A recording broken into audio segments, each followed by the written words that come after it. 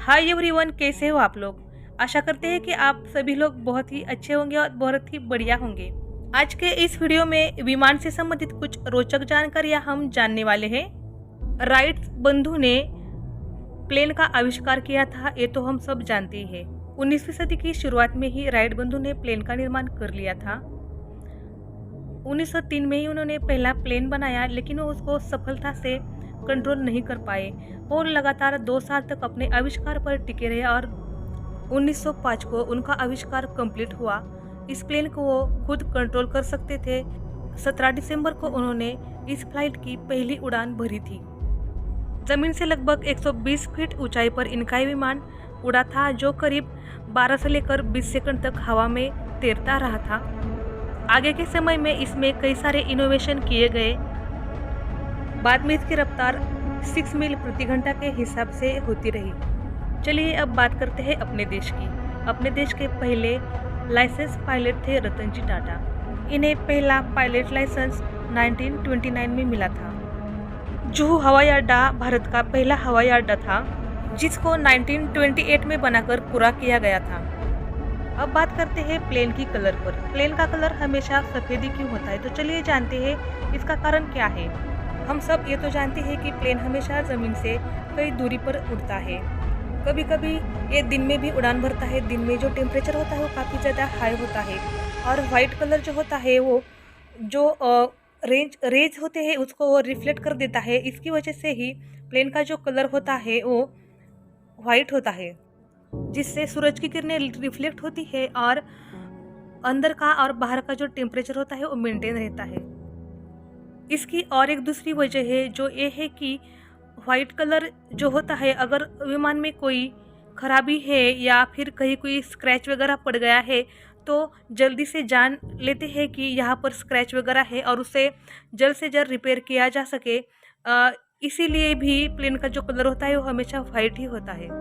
इसकी और एक वजह है, वाइट कलर जो होता है वो जंग को जल्दी से जल्दी नहीं पकड़ता है, इसलिए भी प्लेन का कलर वाइट ही रखा जाता है। चलिए अब बात करते हैं प्लेन के पहियों की। जब प्लेन के टायर बनाए जाते हैं तब रबर के साथ साथ उसमें एल्यूमिनियम और स्टील का भी उपयोग किया जाता है, इसलिए वो बहुत स्ट्रांग बनते हैं। एक कार के मुकाबले 6% ज्यादा हवा विमान के टायरों में भरी जाती है ताकि वो जो दबाव है वो उसको सहन कर पाए। और लगभग 200 से लेकर 400 उड़ानें होने पर इन टायरों को बदला भी जाता है। विमान में अक्सर 600 वैट की हेडलाइट लगी हुई रहती है। विमान के पंखों के सामने एक साइड में हरी बत्ती जलती है और एक साइड में लाल बत्ती जलती हुई दिखती है। अक्सर ये दोनों लाइटें एक साथ ही चमकती है। ये जो सारी लाइट्स होती है ये लैंडिंग के समय में आसमान और रनवे को सफाई से देखने के लिए पायलट्स की मदद करती है। आमतौर पर प्लेन में लगभग 4 इंजन होते हैं। अगर प्लेन छोटा है तो उसमें एक ही इंजन होता है। प्लेन का साइज जैसा होता है वैसे इंजन उसमें फिट किए जाते हैं। भारत का सबसे प्रसिद्ध जो हमारा विमान है वो है 747।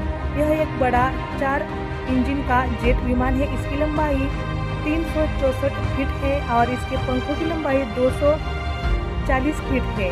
इसमें लगभग एक समय पर 600 यात्री सफर कर सकते हैं। ये दुनिया का सबसे बड़ा विमान है।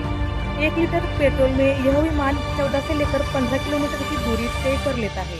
अब बात करते हैं विमान में मिलने वाली ऑक्सीजन की। तो जैसे ही विमान के सारे डोर्स बंद किए जाते हैं ऑटोमेटिकली ये ऑक्सीजन का प्रोसेस शुरू हो जाता है।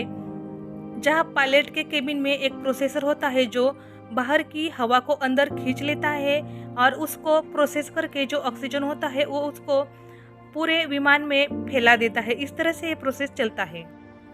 चलिए अब बात करते हैं विमान की कीमत की।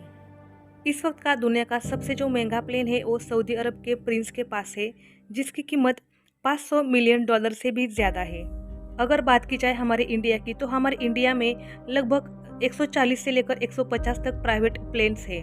और अगर बात की जाए लड़ाकू विमान की तो सुखोई 30 MKI ये हमारा सबसे ताकतवर लड़ाकू विमान है।